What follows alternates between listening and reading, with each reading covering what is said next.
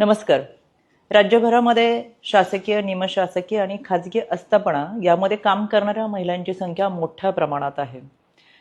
कामाच्या ठिकाणी जास्तीचा वेळ व्यतीत होत असताना ज्या ठिकाणी आपण काम करतो त्या ठिकाणी महिलांना सुरक्षितता मिळालीच पाहिजे.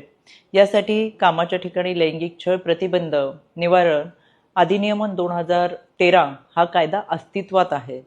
याला पॉश कायदा म्हणून सुद्धा ओळखलं जाते. खरं तर पॉश कायद्याच्या अंतर्गत महिलांना चांगल्या पद्धतीची सुरक्षितता मिळावी या अनुषंगाने या कायद्याची अंमलबजावणी केली जाते. पण ज्यावेळेस मी राज्यभर दौरा करते त्यावेळेस माझ्या लक्षात येते की आपण कामाच्या ठिकाणी आहोत आणि आपल्यासाठी कायदा आहे, पण हा कायदा फक्त कागदावरतीच आहे आणि म्हणून कागदोपत्री असलेल्या या कायद्याची अंमलबजावणी ही प्रभावीपणे होत नाही. खरं तर या कायद्याच्या अनुषंगाने कोणत्याही महिलेला जर तक्रार करायची असेल तर ती आयसी कमिटीकडे तक्रार करू शकते. एका विहित कालावधीमध्ये आयसी कमिटीची तक्रार ही निकालात काढता आली पाहिजे, याच्यासाठी सुद्धा नियमावली आहे. थोडक्यात कामाच्या ठिकाणी असलेल्या सगळ्या महिलांना सुरक्षितता देण्यासाठी हा कठोर असा कायदा आहे. पण प्रत्यक्षात महिलांनाच या कायद्याची माहिती नसते.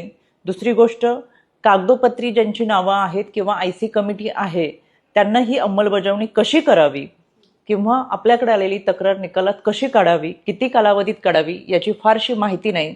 एकंदरच याची जनजागृती फार कमी प्रमाणात आहे आणि म्हणून ज्या पद्धतीने फायर ऑडिट होतं, ज्या पद्धतीने आर्थिक परिस्थिती जाणून घेण्यासाठी ऑडिट केलं जातं, त्याच पद्धतीने राज्य महिला आयोगाच्या वतीनं ही राज्य शासनाला मागणी केलेली आहे की ज्या ज्या ठिकाणी आयसी कमिटी आहे त्या आयसी कमिटींचं ऑडिट हे झालं पाहिजे आणि हे ऑडिट करत असताना प्रत्यक्षात कागदावरती असलेली कमिटी ही कार्यरत आहे का आणि त्यांच्याकडे आलेल्या तक्रारी त्या निकालात काढतात का, अशी मागणी ही राज्य शासनाला केलेली आहे.